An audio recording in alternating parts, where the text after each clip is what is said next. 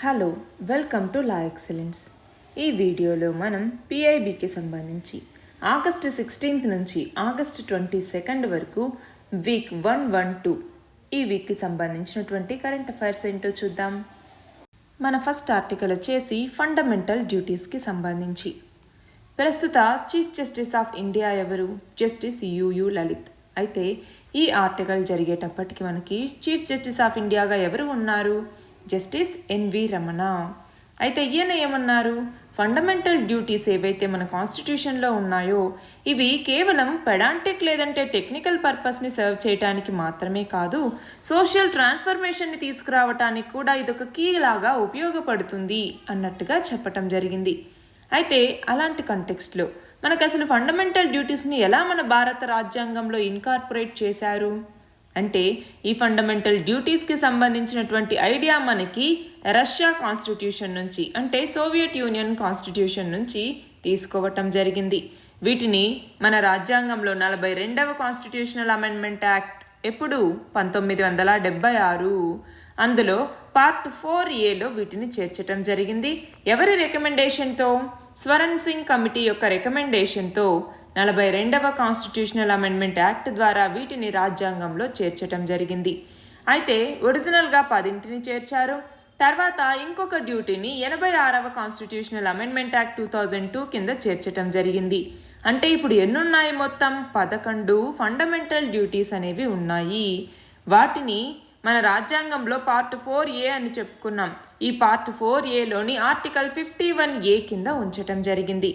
మనకి డిపిఎస్పి ఎలాగో fundamental duties కూడా అలాగే నాన్ జస్టిసియబుల్, అంటే ఇదిగో మాకు ఈ రైట్ లేదు అన్నట్టుగా కోర్టుకి వెళ్ళేటటువంటి అవకాశం అనేది లేదు. మనకి మొత్తం ఎన్ని ప్రాథమిక విధులు ఉన్నాయి? 11 ఫండమెంటల్ డ్యూటీస్ లేదా 11 ప్రాథమిక విధులు అనేవి ఉన్నాయి. అందులో మన భారత రాజ్యాంగాన్ని గౌరవించటం, రాజ్యాంగం యొక్క ఆదర్శాల్ని, సభల్ని, జాతీయ పతాకాన్ని, జాతీయ గీతాన్ని గౌరవించటం, అలాగే మన దేశంలో ప్రకృతి పరిసరాలైనటువంటి అడవులు, సరస్సులు, నదులు, వన్యప్రాణులు, జీవులు ఏవైతే ఉంటాయో వాటిని సంరక్షించటం, ప్రభుత్వ ఆస్తుల్ని, ప్రజల ఆస్తుల్ని కాపాడటం, హింసని విడనాడటం, దేశంలో కుల, మత, వర్గ, లింగ, వర్ణ భేదాలనేవి లేకుండా ప్రజలందరినీ గౌరవించటం, అలాగే భారతదేశం యొక్క సార్వభౌమత్వాన్ని, ఏకత్వాన్ని గౌరవించి దాన్ని పెంపొందించటం, స్త్రీల యొక్క గౌరవ మర్యాదల్ని భంగపరిచేటటువంటి అమర్యాదకరమైనటువంటి ఆచారాల్ని, పద్ధతుల్ని విడనాడటం, ఇలా మొత్తం 11 ప్రాథమిక విధులు అనేవి ఉన్నాయి. అయితే ఇక్కడ చూడండి, సుప్రీంకోర్టు స్టాండ్ అనేటటువంటిది ఎలా ఉంది ఈ ఫండమెంటల్ డ్యూటీస్కి సంబంధించి అని చూస్తే, రంగనాథ్ మిశ్రా జడ్జిమెంట్ 2003లో సుప్రీంకోర్టు ఏం చెప్పింది?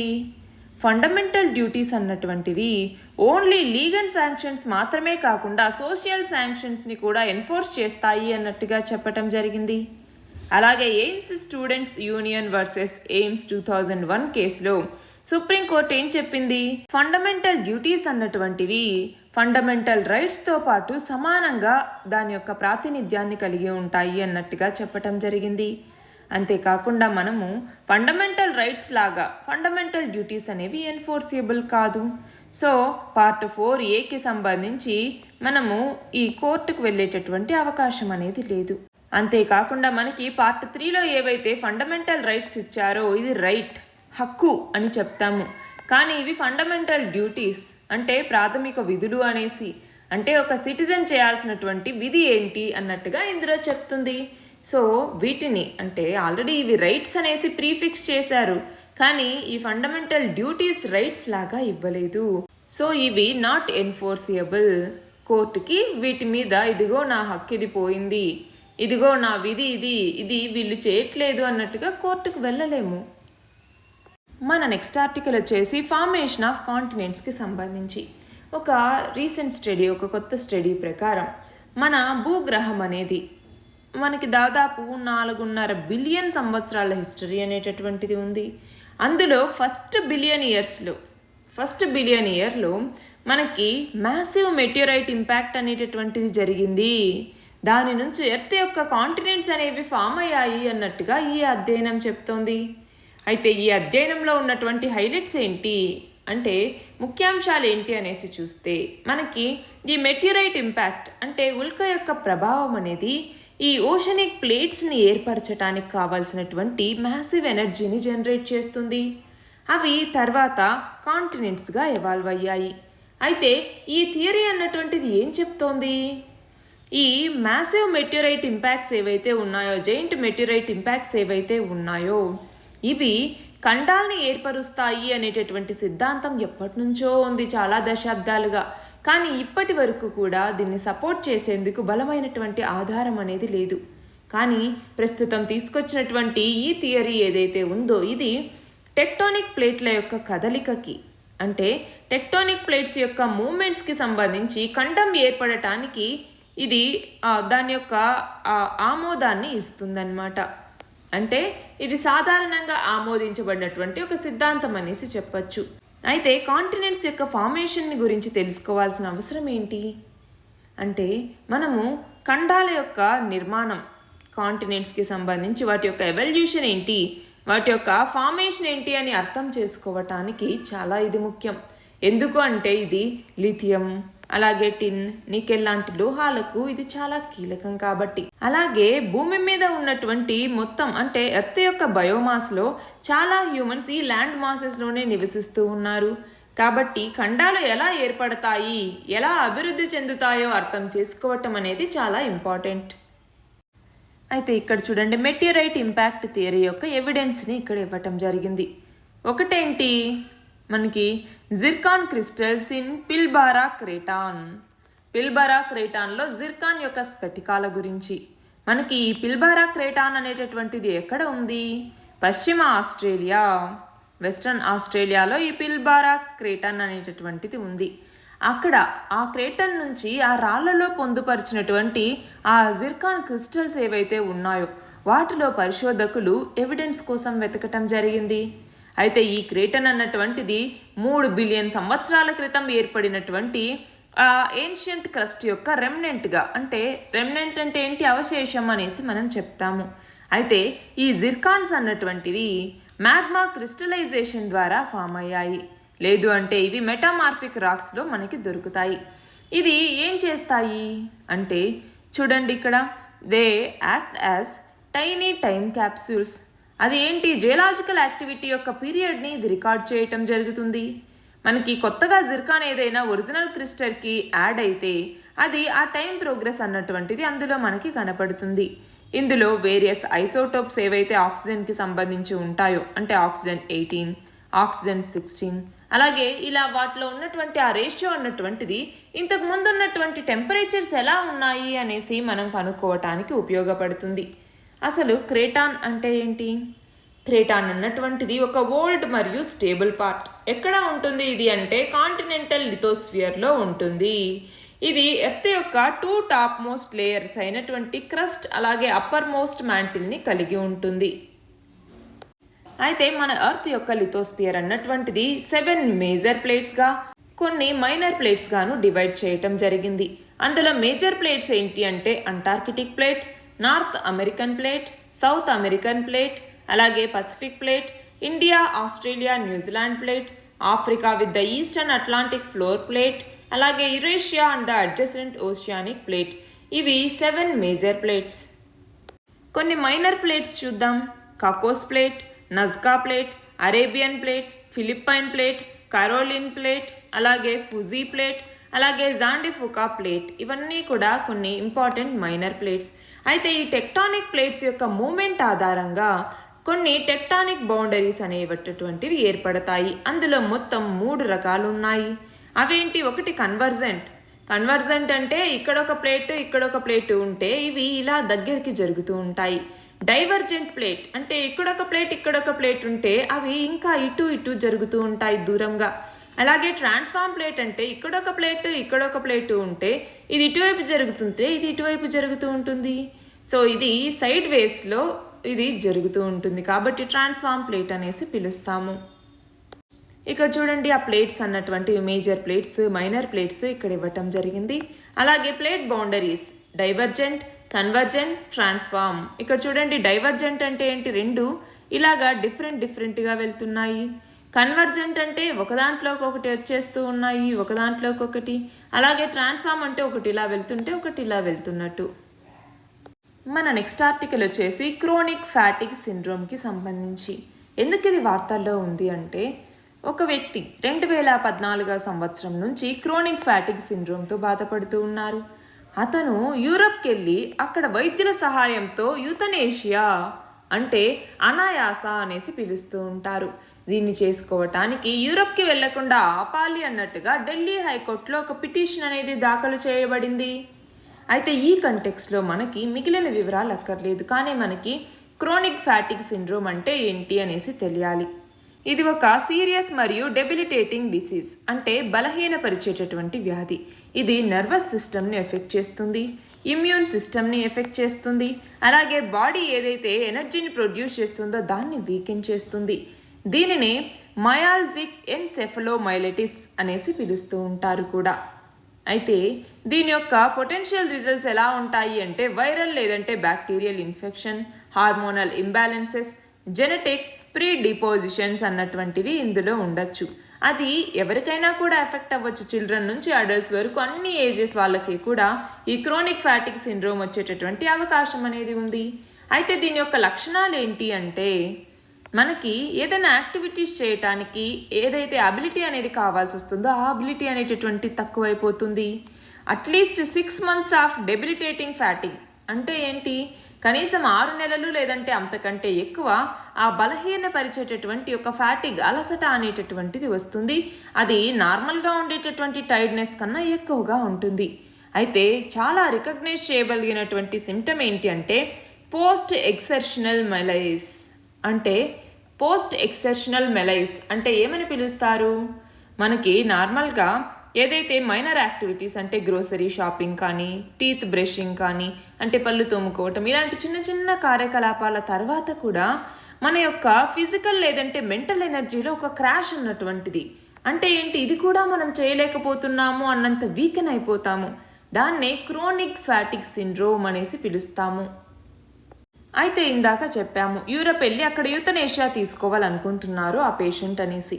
అసలు యూతనేషియా అంటే ఏంటి అంటే, ఏదైనా ఒక వ్యక్తి టిపికల్గా లేదంటే ఇంకా చాలా వరకు గ్రేట్ పెయిన్ని, సఫరింగ్ అనేటటువంటి దాన్ని తీసుకుంటూ ఉన్నారు. సో అలాంటి వ్యక్తి బ్రతికుండటం కన్నా మరణించటం ఉత్తమం అని అనిపించినటువంటి ఆ టైంలో మనకి ఈ డాక్టర్సే వాళ్ళ యొక్క ఆ పేషెంట్ యొక్క లైఫ్ని ఎండ్ అయ్యేలాగా మెడికేషన్ ఇవ్వటం జరుగుతుంది. ఆ ప్రాక్టీస్ని మనం యూతనేషియా అనేసి పిలుస్తాము. అందులో యాక్టివ్ యూతనేషియా అని, ప్యాసివ్ యూతనేషియా అని, వాలంటరీ యూతనేషియా, ఇన్వాలంటరీ యూతనేషియా అనేసి 4 రకాలు ఉన్నాయి. అయితే మన ఇండియాలో దీనికి సంబంధించి ఉన్నటువంటి లీగల్ ప్రొవిజన్స్ ఏంటి అంటే, 1994లో Gian Kaur versus state of Punjab ఈ కేసులో సుప్రీంకోర్టు ఏం చెప్పింది, సూసైడ్ అలాగే యూతనేషియా ఇవి రెండూ కూడా అన్లాఫుల్ అన్నట్టుగా చెప్పటం జరిగింది. మనకి రైట్ టు లైఫ్ అన్నటువంటిది ఓన్లీ రైట్ టు డై అన్నటువంటి దాన్ని మాత్రమే ఇంక్లూడ్ అవ్వట్లేదు, వాళ్ళకి బ్రతికుండే హక్కు అనేటటువంటిది చాలా ఉంది అన్నట్టుగా చెప్పటం జరిగింది.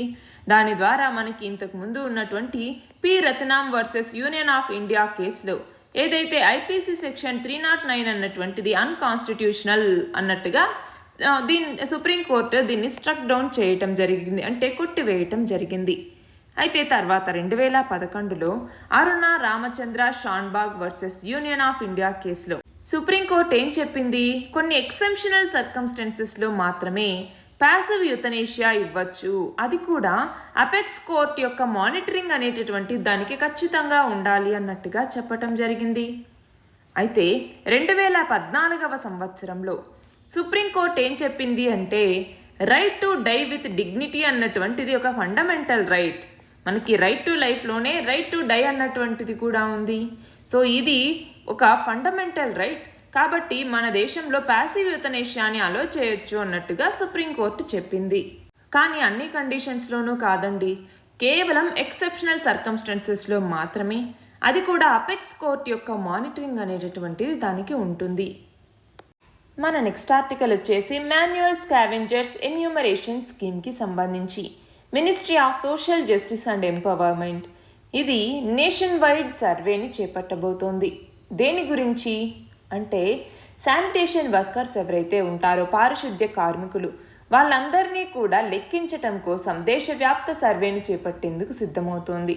అయితే ఇందులో ఉన్నటువంటి కీ పాయింట్స్ ఏంటి అంటే, ఒకటి, ఈ ఎన్యూమరేషన్ ఎక్సర్సైజ్ అన్నటువంటిది national action plan for mechanised sanitation eco system లేదంటే నమస్తే స్కీమ్ అని పిలుస్తూ ఉంటాం. ఈ నమస్తే స్కీమ్లో ఇది ఒక పార్ట్గా ఉంది. అంతేకాకుండా దాదాపు 500 Atal mission for రిజర్వనేషన్ and urban transformation cities లేదంటే అమృత్ సిటీస్లో ఈ సర్వేని, ఈ ఎక్సర్సైజ్ని కండక్ట్ చేయటం జరుగుతుంది. అయితే self employment scheme for rehabilitation of manual scavengers లేదంటే SRMS అనేసి పిలుస్తాము. 2007లో ఇది స్టార్ట్ అయింది. దాంతో ఇది మర్జ్ చేసి, అంటే దాంట్లో రీప్లేస్ చేస్తూ ఈ కొత్త సర్వే అన్నటువంటిది తీసుకురాబోతున్నారు. అయితే ఈ ఎక్సర్సైజ్ని చేపట్టడానికి 500 అమృత్ సిటీస్లోనూ ప్రోగ్రామ్ మానిటరింగ్ యూనిట్స్ అన్నటువంటి వాటిని ఏర్పాటు చేస్తారు. ఒకసారి ఈ ఎక్సర్సైజ్ అనేటటువంటిది కంప్లీట్ అయిపోయిన తర్వాత 500 సిటీస్లో కూడా దాన్ని నేషన్ వైడ్గా ఎక్స్పాండ్ చేయటం జరుగుతుంది. దాంతో ఈ గవర్నమెంట్ బెనిఫిట్స్ ఏవైతే ఉంటాయో, అప్ స్కిల్లింగ్, అలాగే లోన్, క్యాపిటల్ సబ్సిడీస్ ఇలాంటివన్నీ వీళ్ళకి అందించడానికి ఇది ఉపయోగపడుతుంది. అయితే నమస్తే అన్నటువంటి స్కీమ్ ఏంటి? ఇది 2022లో లాంచ్ చేయటం జరిగింది. ఇది ministry of housing and urban affairs అలాగే ministry of social justice and empowerment ఇవి రెండూ కలిసి అన్సేఫ్ సీవర్ మరియు సెప్టిక్ ట్యాంక్ క్లీనింగ్ ప్రాక్టీసెస్ని ఎరాడికేట్ చేయాలి అన్నటువంటి లక్ష్యంతో ఈ స్కీమ్ని తీసుకొచ్చారు. అసలు మాన్యువల్ స్కావెంజింగ్ అంటే ఏంటి? హ్యూమన్ ఎక్స్ట్రిమెంట్ ఏదైతే ఉంటుందో దాన్ని పబ్లిక్ స్ట్రీట్లో నుంచి, డ్రై లెట్రిన్స్ నుంచి సెప్టిక్ ట్యాంక్స్ని క్లీన్ చేయటం, అలాగే గటర్స్, సీవర్స్ వీటిని క్లీన్ చేయటం ద్వారా హ్యూమన్ ఎక్స్క్రిమెంట్ని రిమూవ్ చేసేటటువంటి దాన్ని మనం స్కావెంజింగ్ అనేసి పిలుస్తూ ఉంటాము. అయితే ఇండియా ఈ ప్రాక్టీస్ని prohibition of employment as manual scavengers and their rehabilitation act 2013 కింద ఈ ప్రాక్టీస్ని బ్యాన్ చేయటం జరిగింది. ఈ చట్టం మాన్యువల్ స్కావెంజింగ్ని డీహ్యూమనైజింగ్ ప్రాక్టీస్గా రికగ్నైజ్ చేయటం జరిగింది. నెక్స్ట్ ఆర్టికల్ చూడండి. Chinese vessel in Sri Lanka. China యొక్క శాటిలైట్ ట్రాకింగ్ వెజల్ అయినటువంటి యువాన్వాంగ్ 5 ఇది శ్రీలంక యొక్క సదర్న్ హంబంటోటా పోర్ట్కి రీచ్ అయింది. అయితే మనము ఇండియా అలాగే US రెండూ కూడా కొలంబోలో ఈ మిలిటరీ షిప్ విజిట్ని, దాని పట్ల మనం కన్సర్న్ని వ్యక్తం చేస్తూ ఉన్నాము. అయితే యువాన్వాంగ్ 5 అలాగే హంబంటోటా పోర్ట్ వీటి గురించి మనం ఏం తెలుసుకోవాలి? యువాన్వాంగ్ 5 అన్నటువంటిది 3rd జనరేషన్ వెజల్. యువాన్వాంగ్ అన్నటువంటి సిరీస్లో భాగంగా ఇవి 2007 నుంచి చైనాలో సర్వీస్లోకి వచ్చాయి. అయితే ఈ షిప్స్ ఏవైతే ఉన్నాయో ఇవి స్పేస్ ట్రాకింగ్ షిప్స్. అందులో మ్యాన్డ్ స్పేస్ ప్రోగ్రామ్కి సపోర్ట్ చేసేటటువంటి థింగ్స్ అనేవి ఉంటాయి. అంతేకాకుండా ఇది శాటిలైట్స్ అలాగే ఇంటర్ కాంటినెంటల్ మిసైల్స్ని కూడా ట్రాక్ చేయగలదు. అయితే హంబంటోటా ఇంటర్నేషనల్ పోర్ట్ గ్రూప్ అన్నటువంటిది ఒక పబ్లిక్ ప్రైవేట్ పార్ట్నర్షిప్లో తీసుకొచ్చినటువంటి గ్రూప్. అలాగే ఇది ఒక స్ట్రాటజిక్ డెవలప్మెంట్ ప్రాజెక్ట్. దేనికి మధ్య? గవర్నమెంట్ ఆఫ్ శ్రీలంక అలాగే China merchant port holding CM port ఈ రెండింటి మధ్య. అయితే ఈ పోర్ట్ని చైనాకి శ్రీలంక 95-99 సంవత్సరాల లీజ్కి ఇవ్వటం జరిగింది. ఎందుకని ఇలా లీజ్కి ఇచ్చింది అంటే, శ్రీలంక చైనీస్ లోన్స్ని రీపే చేయలేకపోయింది. అంటే చైనా యొక్క డెట్ ట్రాప్లో శ్రీలంక అనేది ఇరుక్కుంది. దాంతో మనీ కట్టలేక 99 సంవత్సరాలకి హంబంటోటా పోర్ట్ని లీజ్కి ఇవ్వాల్సి వచ్చింది. అయితే మన ఇండియా యొక్క కన్సర్న్ ఏంటి? ఈ చైనా షిప్ అనేటటువంటిది హంబంటోటా పోర్టుకి, అంటే శ్రీలంకకు వస్తే ఇండియా యొక్క కన్సర్న్ ఏంటి అంటే, శ్రీలంక అన్నటువంటిది కొలంబో పోర్ట్ సిటీలో ఒక స్పెషల్ ఎకనామిక్ జోన్ని ఎస్టాబ్లిష్ చేయాలి అన్నట్టుగా అనుకుంటోంది. దానికి చైనా ఫండింగ్ ఇస్తోంది. అయితే మనం చూస్తే కొలంబో పోర్ట్ అన్నటువంటిది 60% ఇండియా యొక్క ట్రాన్స్షిప్మెంట్ కార్గోని హ్యాండిల్ చేస్తోంది. అయితే ఈ హంబంటోటా పోర్ట్ని అలాగే కొలంబో పోర్ట్ సిటీని కూడా లీజ్కి ఇవ్వటం వల్ల ఏమవుతుంది అంటే, చైనా నేవీ అన్నటువంటిది ఈ ఇండియన్ ఓషన్లో పర్మనెంట్గా ప్రెజెంట్ అయి ఉండటానికి, అంటే పర్మనెంట్గా ఇక్కడ ఉండటానికి దానికి అవకాశం అనేటటువంటిది దొరుకుతుంది. దానివల్ల ఇండియా యొక్క నేషనల్ సెక్యూరిటీకి థ్రెట్ అనేటటువంటిది ఏర్పడుతుంది. అంతేకాకుండా ఈ చైనా స్ట్రాటజీ అన్నటువంటిది స్ట్రింగ్ ఆఫ్ పర్ల్స్ స్ట్రాటజీలో భాగంగా ఇండియాని ఎన్సర్కిల్ చేయటానికి ఈ చైనా స్ట్రాటజీ అన్నటువంటిది ఉపయోగపడుతుంది. అయితే మనకి మిగిలినటువంటి సౌత్ ఏషియన్ నేషన్స్ అంటే బంగ్లాదేశ్, నేపాల్, మాల్దీవ్స్ ఇవన్నీ కూడా చైనాని లార్జ్ స్కేల్ ఇన్ఫ్రాస్ట్రక్చర్ ప్రాజెక్ట్స్లో చైనాని భాగస్వామిగా చేసుకోవటం జరిగింది. వీటన్నింటి పట్ల కూడా ఇండియా అన్నటువంటిది కన్సర్న్ని వ్యక్తం చేస్తోంది. మన నెక్స్ట్ ఆర్టికల్ వచ్చేసి పీరియడ్ పావర్టీకి సంబంధించి. స్కాట్లాండ్ అన్నటువంటి దేశం మన ప్రపంచంలోనే మొదటిసారిగా right to access free period products, అమ్మాయిలకి సంబంధించి పీరియడ్స్ అనేవి వచ్చినప్పుడు ఆ పీరియడ్ ప్రోడక్ట్స్ని ఫ్రీగా తీసుకురావటం కోసం మనం చట్టం తీసుకొచ్చినటువంటి ప్రపంచంలోనే మొదటి దేశం స్కాట్లాండ్. పీరియడ్ పావర్టీ అంటే ఏంటి? ఆడపిల్లలు ఈ పీరియడ్ వచ్చినప్పుడు వాళ్ళు ఆ పీరియడ్ ప్రోడక్ట్స్ వాళ్ళకి సూటబుల్ అయినటువంటివి వాళ్ళకి యాక్సెస్లో లేకపోతే, వాళ్ళు వాటికి అఫోర్డ్ చేయలేనంత లో ఇన్కమ్ వాళ్ళకు ఉంటే దాన్ని పీరియడ్ పావర్టీ అనేసి పిలుస్తాము. అయితే స్కాట్లాండ్ తీసుకొచ్చినటువంటి ఈ పీరియడ్ ప్రోడక్ట్స్ యాక్ట్ ఏదైతే ఉందో దీని కింద స్కూల్స్, కాలేజెస్, అలాగే యూనివర్సిటీస్, లోకల్ గవర్నమెంట్ బాడీస్ వీటన్నింటిలో కూడా పీరియడ్ ప్రోడక్ట్స్ని ఫ్రీగా వాటి యొక్క బాత్రూమ్స్లో అవైలబుల్గా ఉంచాలి.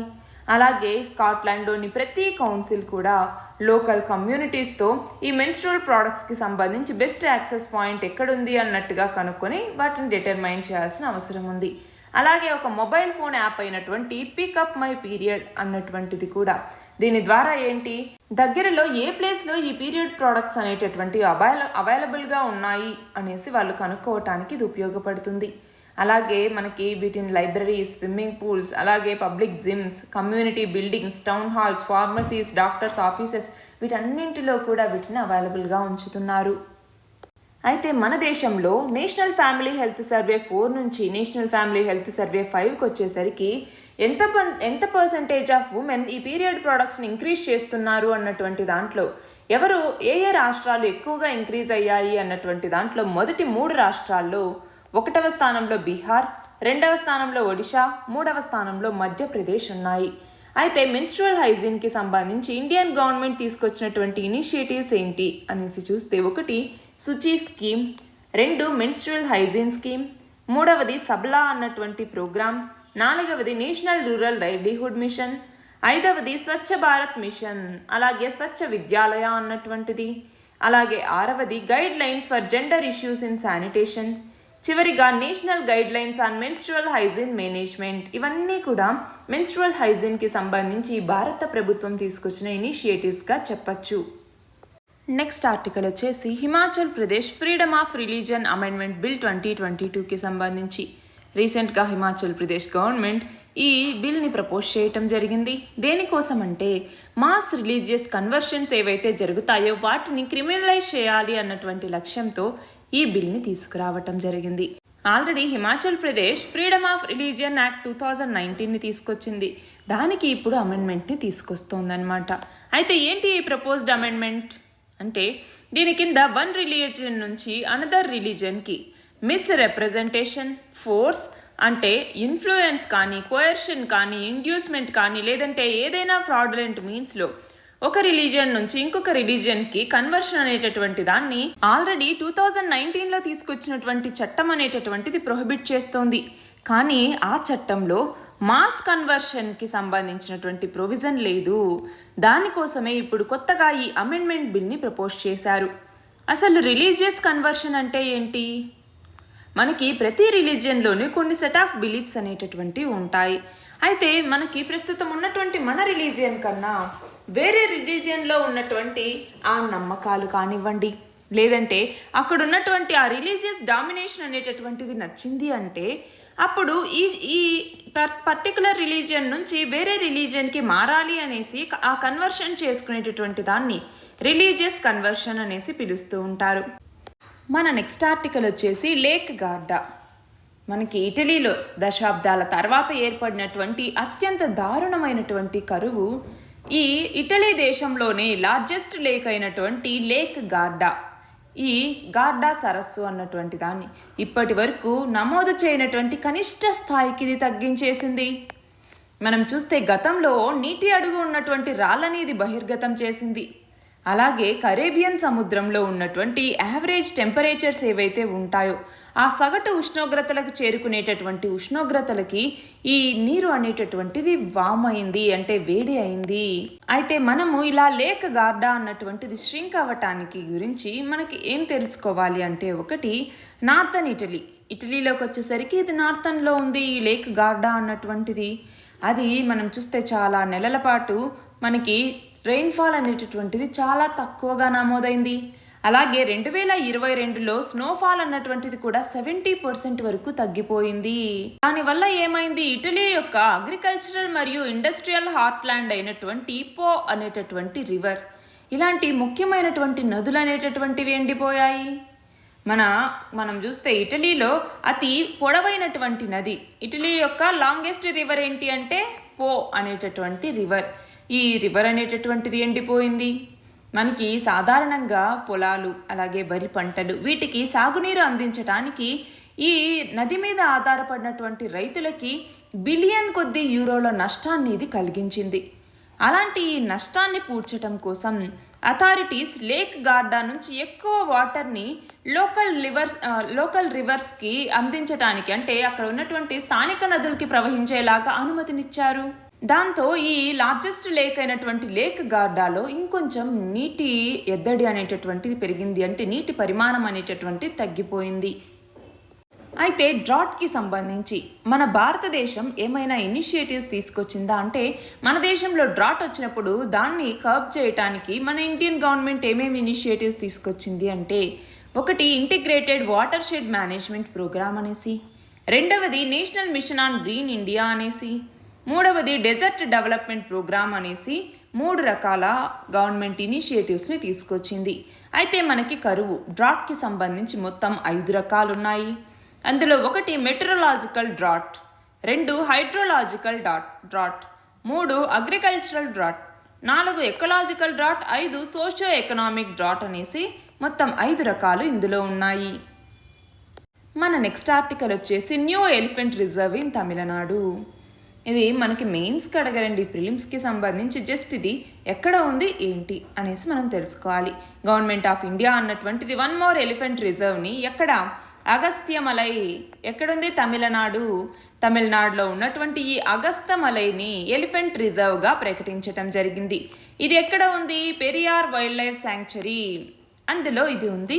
దాన్ని ఎలిఫెంట్ టైగర్ రిజర్వ్గా ప్రకటించారు. ఇది 32వ ఎలిఫెంట్ టైగర్ రిజర్వ్ అనేటటువంటిది అవుతుంది. దీనికి ముందు నాగాలాండ్లో ఉన్నటువంటి సింగ్ఫాన్ ఎలిఫెంట్ రిజర్వ్ అన్నటువంటిది 2018లో 31వ ఎలిఫెంట్ రిజర్వ్గా నోటిఫై చేయబడింది. అయితే ఈ అగస్త్యమలై అన్నటువంటిది 5th ఎలిఫెంట్ రిజర్వ్, అంటే ఆల్రెడీ 4 ఎలిఫెంట్ రిజర్వ్స్ అనేటటువంటివి ఉన్నాయి. ఇది 5th ఎలిఫెంట్ రిజర్వ్, అలాగే ఇదొక బయోస్ఫియర్ రిజర్వ్ కూడా. అయితే అసలు ఇండియన్ ఎలిఫెంట్కి సంబంధించి మనం ఏం తెలుసుకోవాలి అంటే, ఇండియన్ ఎలిఫెంట్ని ఎలిఫాస్ మ్యాక్సిమస్ అనేసి దీని పేరు. లొకేషన్ ఎక్కడ అంటే ఇది ఏ ప్లేసెస్లో కనపడుతుంది, మనకి సెంట్రల్ అలాగే సౌత్ వెస్టర్న్ ఘాట్స్లో కనపడుతుంది. నార్త్ ఈస్ట్ ఇండియాలో, ఈస్టర్న్ ఇండియా, నార్థన్ ఇండియా, కొన్ని సదర్న్ పెనిన్సులార్ ఇండియా పార్ట్స్లో కూడా ఈ ఇండియన్ ఎలిఫెంట్ అనేటటువంటిది మనకి కనపడుతుంది. దీని యొక్క ప్రొటెక్షన్ స్టేటస్ ఏంటి అంటే, IUCN రెడ్ లిస్ట్లో ఎండేంజర్డ్ కేటగిరీలో ఉంది, సైట్స్లో అపెండిక్స్ 1లో ఉంది, అలాగే వైల్డ్ లైఫ్ ప్రొటెక్షన్ యాక్ట్ 1972లో షెడ్యూల్ 1 కింద ఉంది. అయితే దీనికి సంబంధించి స్టాటిస్టిక్స్ చూస్తే మన ఇండియాలో 2017 సెన్సస్ ప్రకారం 27,312 ఎలిఫెంట్స్ ఉన్నాయి. అందులో కర్ణాటకలో హయ్యెస్ట్ నెంబర్ ఆఫ్ ఎలిఫెంట్స్ ఉన్నాయి, 6,049. దాని తర్వాత అస్సాంలో 5,719, దాని తర్వాత కేరళలో 3,054 ఎలిఫెంట్స్ ఉన్నాయి. అయితే ఈ ఎలిఫెంట్స్ యొక్క సంరక్షణ కోసం భారత ప్రభుత్వం ప్రాజెక్ట్ ఎలిఫెంట్ అనేటటువంటి దాన్ని తీసుకొచ్చింది. ఎప్పుడు 1992 ఫిబ్రవరిలో. దేనికోసం, ఎలిఫెంట్స్ యొక్క ప్రొటెక్షన్, వాటి యొక్క హ్యాబిటాట్స్, వాటి యొక్క కారిడార్స్ యొక్క ప్రొటెక్షన్ కోసం ప్రాజెక్ట్ ఎలిఫెంట్ అన్నటువంటి దాన్ని సెంట్రల్లీ స్పాన్సర్డ్ స్కీమ్గా తీసుకురావటం జరిగింది. Ministry of environment, forest and climate change అన్నటువంటిది దీనికి సంబంధించిన ఫినాన్షియల్ మరియు టెక్నికల్ సపోర్ట్ని అందిస్తుంది. దీని యొక్క ఆబ్జెక్టివ్స్ ఏంటి అంటే, ఎలిఫెంట్ని, వాటి యొక్క హ్యాబిటాట్ని, వాటి యొక్క కారిడార్స్ని ప్రొటెక్ట్ చేయటం, అలాగే మ్యాన్ అనిమల్ కాన్ఫ్లిక్ట్, అందులోనూ మ్యాన్ ఎలిఫెంట్ కాన్ఫ్లిక్ట్ని తగ్గించటం, అలాగే క్యాప్టివ్ ఎలిఫెంట్స్ యొక్క వెల్ఫేర్ కోసం ఈ ప్రాజెక్ట్ ఎలిఫెంట్ అన్నటువంటి దాన్ని తీసుకొచ్చారు. నెక్స్ట్ ఆర్టికల్ వచ్చేసి ఉదార శక్తి ఎక్సర్సైజ్ లేదా ఉదర శక్తి ఎక్సర్సైజ్ అనేసి పిలుస్తూ ఉంటారు. రీసెంట్గా ఇండియన్ ఎయిర్ ఫోర్స్ అన్నటువంటిది మలేషియాకి ఈ బైలేటరల్ ఎక్సర్సైజ్ అయినటువంటి ఉదార శక్తిలో పాల్గొనటానికి వెళ్ళింది. మనకి హరిమౌ శక్తి అన్నటువంటిది ఈ రెండు దేశాల మధ్య జరిగేటటువంటి జాయింట్ మిలిటరీ ఎక్సర్సైజెస్. అయితే ఇప్పుడు ఈ బైలేటరల్ ఎక్సర్సైజ్ అయినటువంటి, అది ఎయిర్ ఫోర్స్కి సంబంధించి బైలేటరల్ ఎక్సర్సైజ్ అయినటువంటి ఈ ఉదార శక్తి ఎక్సర్సైజ్లో పాల్గొనడానికి మన ఇండియా మలేషియాకి వెళ్ళింది. అయితే ఈ ఎక్సర్సైజ్ యొక్క హైలైట్స్ ఏంటి అంటే, ఇండియన్ ఎయిర్ ఫోర్స్ ఈ ఎక్సర్సైజ్లో సుఖోయ్ 30 MKI అలాగే C-17 ఎయిర్ క్రాఫ్ట్స్ అన్నటువంటివి ఇందులో పాల్గొంటాయి. మలేషియన్ ఎయిర్ ఫోర్స్ అన్నటువంటిది సుఖోయ్ 30 MKM ఎయిర్ క్రాఫ్ట్ అన్నటువంటిది ఇందులో పాల్గొంటుంది. ఇది మొత్తం 4 days ఎక్సర్సైజ్. అయితే దీని యొక్క బ్యాక్గ్రౌండ్ చూస్తే, ఫస్ట్ బైలేటరల్ ఎయిర్ ఎక్సర్సైజ్ అన్నటువంటిది సుఖోయ్ 30 కాంబాట్ ఎయిర్ క్రాఫ్ట్, ఇది ఇందులో ఫ్రంట్ లైన్గా నిలిచింది. ఫస్ట్ టైం 2018లో రెండు దేశాల మధ్య బైలేటరల్ ఎయిర్ ఫోర్స్ ఎక్సర్సైజ్ అనేటటువంటిది జరిగింది. అయితే 2008 నుంచి 2010 వరకు Indian air force training team అన్నటువంటిది మలేషియాలో డిప్లాయ్ చేయటం జరిగింది. అక్కడ మలేషియన్ పైలట్స్కి సుఖోయ్ 30 SKM ఎయిర్ క్రాఫ్ట్ మీద వాళ్ళకి ట్రైనింగ్ని ఇచ్చారు. మన నెక్స్ట్ ఆర్టికల్ వచ్చేసి శ్రీ అరబిందోకి సంబంధించి. ఆగస్టు 15వ తేదీన శ్రీ అరబిందో యొక్క 150వ బర్త్ యానివర్సరీ సందర్భంగా ప్రధాని నరేంద్ర మోదీ ట్రిబ్యూట్ని అందించటం జరిగింది. అసలు శ్రీ అరబిందో ఎవరు? అరబిందో ఘోష్ అనేటటువంటి పేరు ఈయనది. ఈయన కలకత్తాలో 1872వ సంవత్సరం ఆగస్టు 15వ తేదీన జన్మించారు. ఇతను ఒక యోగి, సీర్, ఫిలాసఫర్, పోయెట్, అలాగే ఇండియన్ నేషనలిస్ట్. ఈయన ఒక ఫిలాసఫీని తీసుకొచ్చారు. అదేంటి? ఫిలాసఫీ ఆఫ్ డివైన్ లైఫ్ అన్నటువంటిది. ఇది స్పిరిచువల్ ఎవల్యూషన్ ద్వారా వచ్చినటువంటిది. ఇతను 1950లో డిసెంబర్ 5వ తేదీన పాండిచ్చేరిలో మరణించారు. అయితే ఈయన యొక్క స్ట్రాటజీస్ అన్నటువంటివి ప్రాఫిట్ ఆఫ్ ఇండియన్ నేషనలిజం అన్నటువంటి పేరుని ఈయనకి తీసుకురావటం జరిగింది. ఈయన పాండిచ్చేరిలో స్పిరిచువల్ సీకర్స్కి సంబంధించినటువంటి ఒక కమ్యూనిటీని ఏర్పాటు చేయటం జరిగింది. అది తర్వాత శ్రీ అరబిందో ఆశ్రమంగా 1926లో మార్పు చేయబడింది. ఈయన యొక్క లిటరరీ వర్క్స్ ఏంటి అంటే, ఒక ఇంగ్లీష్ న్యూస్ పేపర్ అయినటువంటి వందే మాతరం అన్నటువంటి దాన్ని 1905లో స్టార్ట్ చేశారు. అలాగే బేసిస్ ఆఫ్ యోగా అనేసి, భగవద్గీత అండ్ ఇట్స్ మెసేజ్ అనేసి, అవర్ ఆఫ్ గాడ్ అనేసి, the future of evolution of man అనేసి, రీబర్త్ అండ్ కర్మ అనేసి, Savitri a legend and A symbol అనేసి, ఇవన్నీ కూడా ఆయన యొక్క రచనల్లో ముఖ్యమైనటువంటివి. నెక్స్ట్ ఆర్టికల్ వచ్చేసి ఇండియా మరియు నాటో మధ్య టాక్స్కి సంబంధించి. రీసెంట్గా ఇండియా అన్నటువంటి తన యొక్క ఫస్ట్ పొలిటికల్ డైలాగ్ని ఈ నాటోకి సంబంధించి మనకి కండక్ట్ చేయటం జరిగింది. ఎక్కడ? బ్రస్సెల్స్, 2019 డిసెంబర్లో. అయితే నాటో అన్నటువంటిది ఏంటి అనేసి చూస్తే, నాటో ఒక మిలిటరీ అలయన్స్. ఇందులో మన భారతదేశం భాగస్వామిగా లేదండి, మీరు గుర్తుపెట్టుకోవాలి. నాటో మిలిటరీ అలయన్స్లో మన భారతదేశం భాగస్వామిగా లేదు. అయితే ఈ మిలిటరీ అలయన్స్ని నార్త్ అట్లాంటిక్ ట్రీటీ అన్నటువంటి దాని కింద, దీన్నే వాషింగ్టన్ ట్రీటీ అని కూడా పిలుస్తాము. 1949 ఏప్రిల్లో దీన్ని ఎస్టాబ్లిష్ చేయటం జరిగింది. అప్పుడు యునైటెడ్ స్టేట్స్, కెనడా, అలాగే కొన్ని వెస్టర్న్ యూరోపియన్ నేషన్స్ అనేవి ఇందులో భాగస్వాములుగా ఉన్నాయి. అయితే ప్రస్తుతం ఇందులో 30 మెంబర్ స్టేట్స్ అనేవి ఉన్నాయి. అందులో ఒరిజినల్ మెంబర్స్ ఎవరు అంటే Belgium, Canada, Denmark, France, Iceland, Italy, Luxembourg, Netherlands, Norway, Portugal, UK and US. ఇవన్నీ కూడా ఇనిషియల్గా ఉన్నాయి. దాని తర్వాత ఇంకొన్ని కంట్రీస్ ఇందులో జాయిన్ అయ్యి ఇప్పుడు 30 మెంబర్ స్టేట్స్ ఉన్నాయి. అయితే ఇక్కడ మీరు గుర్తుపెట్టుకోవాల్సింది ఏంటి అంటే, నేటోలో చివరిగా చేరినటువంటి దేశం ఏది అనేసి. ఏ దేశం? North Macedonia. 2020లో ఇది చేరింది. దాని ముందు మాంటెనెగ్రో అన్నటువంటిది 2017లో చేరింది. అలాగే మనకి ఇనీషియల్ మెంబర్స్, ఒరిజినల్ మెంబర్స్ కాకుండా తర్వాత జాయిన్ అయినటువంటి మొదటి దేశం ఏంటి అంటే ఇక్కడ గ్రీస్ మరియు టర్కీ. ఇవి రెండూ కూడా 1952లో చేరాయి. అయితే ఈ నాటో యొక్క హెడ్ క్వార్టర్స్ వచ్చేసి బెల్జియంలోని బ్రస్సెల్స్లో ఉంది. ఈ ఇండియా నాటో పొలిటికల్ డైలాగ్ ఏదైతే ఉందో ఇది ఏంటి అంటే, ఇండియా ఫస్ట్ పొలిటికల్ డైలాగ్ని నాటోకి సంబంధించి ఎప్పుడు ఇందాకే చెప్పుకున్నాం, 2019 డిసెంబర్లో దీన్ని జరపటం జరిగింది. దీని యొక్క సిగ్నిఫికెన్స్ ఏంటి? నాటో అన్నటువంటిది ఇటు చైనా, ఇటు పాకిస్తాన్కి సంబంధించి ఒక బైలేటరల్ డైలాగ్ని తీసుకురావటం జరిగింది.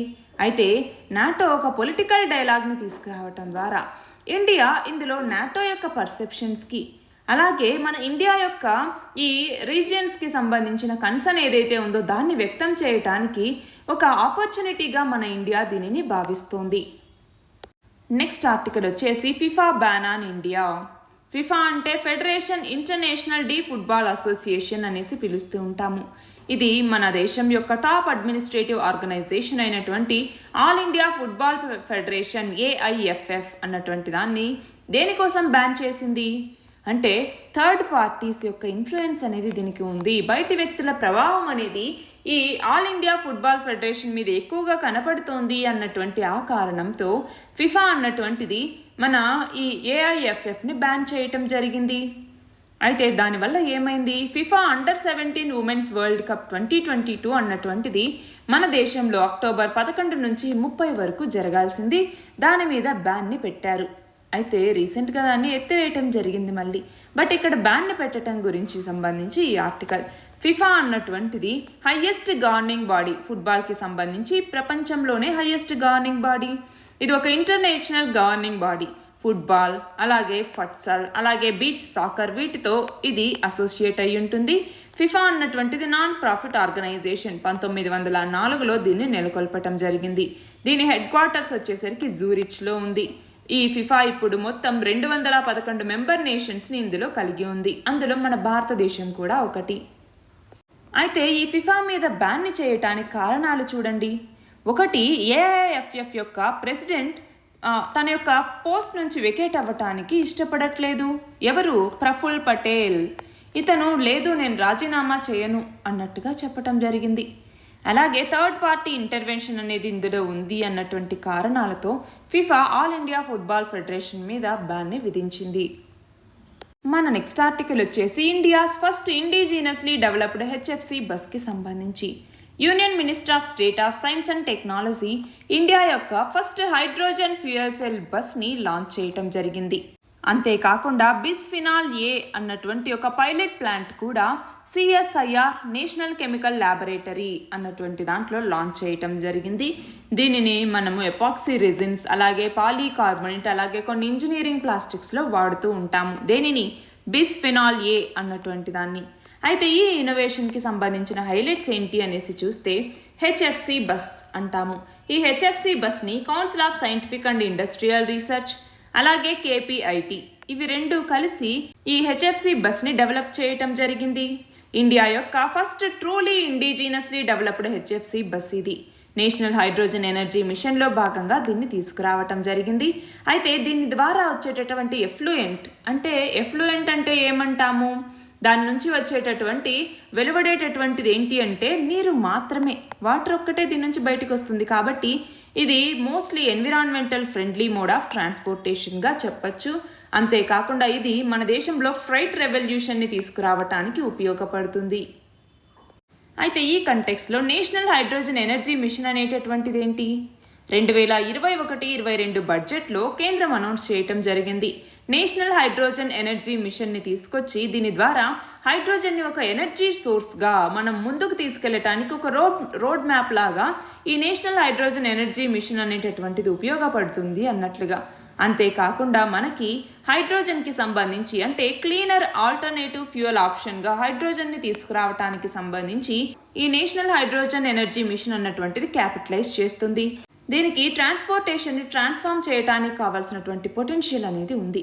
అయితే మన భారతదేశం క్లీన్ ఫ్యూయల్ ట్రాన్సిషన్ని ప్రమోట్ చేయడానికి తీసుకొచ్చిన ఇనిషియేటివ్స్ ఏంటి? ఒకటి, NTPC అన్నటువంటిది hydrogen fuel cell electric vehicles అన్నటువంటి ప్రాజెక్ట్ని తీసుకొచ్చింది.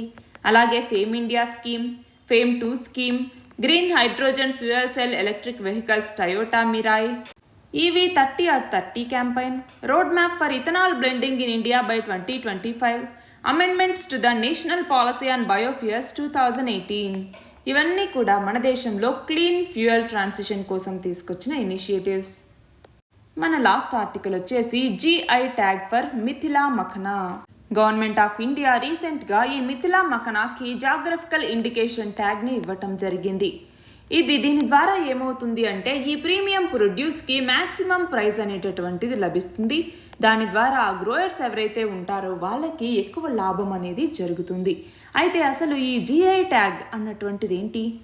జాగ్రఫికల్ ఇండికేషన్ ట్యాగ్ అంటే ఏంటి? దీని ద్వారా ఏంటి అంటే స్పెషల్ క్యారెక్టరిస్టిక్స్ ఏదైనా ఒక జాగ్రఫికల్ టెరిటరీ నుంచి ఉన్నటువంటి ఆ థింగ్స్ ఉంటాయో గూడ్స్ ఉంటాయో వాటిని ఐడెంటిఫై చేయడానికి ఈ జాగ్రఫికల్ ఇండికేషన్ అనేటటువంటిది ఉపయోగపడుతుంది.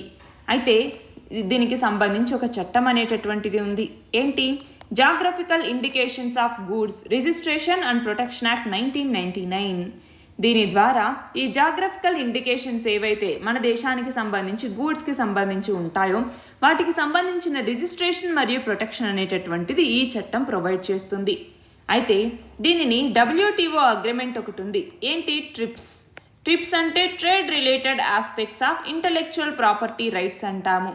దీని కింద అంటే ఈ WTO అగ్రిమెంట్ అన్నటువంటి దాని కింద దీనికి డైరెక్షన్స్ అనేవి ఉంటాయి. అయితే ఇది ప్రైమరీగా అగ్రికల్చరల్, న్యాచురల్ అలాగే మ్యానుఫ్యాక్చర్డ్ ప్రోడక్ట్కి GI ట్యాగ్ని ఇస్తారు. అయితే మిథిలా మఖనా అన్నాము. ఏంటి ఈ మిథిలా మఖనా లేదంటే మఖాన్ అంటాము. దీని యొక్క బొటానికల్ నేమ్ వచ్చేసరికి యూరియాలే ఫెరాక్స్ సలిస్బ్ అన్నటువంటిది. ఇది ఒక స్పెషల్ వెరైటీ. ఇది ఆక్వాటిక్ ఫాక్స్ నట్ అన్నమాట. దీనిని బీహార్ మరియు నేపాల్లోని మిథిలా రీజియన్లో కల్టివేట్ చేస్తూ ఉంటారు. మఖనా అన్నటువంటిది one of the 3 prestigious cultural identities మిథిలాకి సంబంధించి. పాన్, మఖాన్ అలాగే మచ్ ఈ 3 కూడా ఈ మిథిలాకి సంబంధించినటువంటి ప్రెస్టీజియస్ కల్చరల్ ఐడెంటిటీస్. అంతేకాకుండా ఇక్కడ మనకి కొత్తగా మ్యారేజ్ అయినటువంటి కపుల్ ఎవరైతే ఉంటారో వాళ్ళతో కోజగారా ఫెస్టివల్ అన్నటువంటిది మిథిలాయ్ బ్రాహ్మిన్స్కి సంబంధించి సెలబ్రేట్ చేస్తారు. అలాగే ఈ మఖనా అన్నటువంటిది ప్రోటీన్ అలాగే ఫైబర్ ఈ రెండింటిని కలిగి ఉంటుంది. అలాగే కొన్ని మ్యాక్రోన్యూట్రియంట్స్ అయినటువంటి కాల్షియం, మెగ్నీషియం, ఐరన్, ఫాస్ఫరస్ లాంటివి కూడా ఇందులో ఉంటాయి. అది ఈ మిథిలా మఖనాకి సంబంధించి. అయితే GI ట్యాగ్కి సంబంధించి 2022 జూన్లో జాగ్రఫికల్ ఇండికేషన్స్ రిజిస్ట్రీ అన్నటువంటిది చెన్నైలో ఉంది.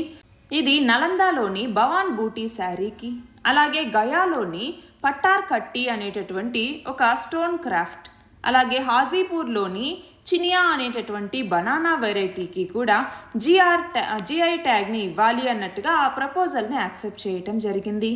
అలాగే మనకి బీహార్కి సంబంధించినటువంటి ఇంకొక 3 స్వీట్స్ మీద GI ట్యాగ్ని ఇవ్వాలి అన్నటువంటి ప్రపోజల్ అనేది ఉంది. ఆ 3 ఏంటి అంటే 1 కుర్మా, 2 తిల్కూట్, 3వది బాలుషాహి. ఈ 3ంటికి కూడా GI ట్యాగ్ ఇవ్వాలి అన్న ప్రపోజల్ ఆల్రెడీ ఉంది.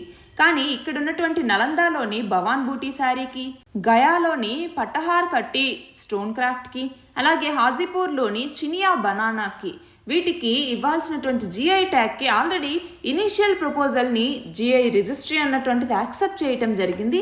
ఇవి జస్ట్ ప్రపోజల్స్ మాత్రమే. ఈ మిథిలా మఖనాకి GI ట్యాగ్ అన్నటువంటిది లభించింది. ఇవి ఈ week important articles. All the very best and thank you very much.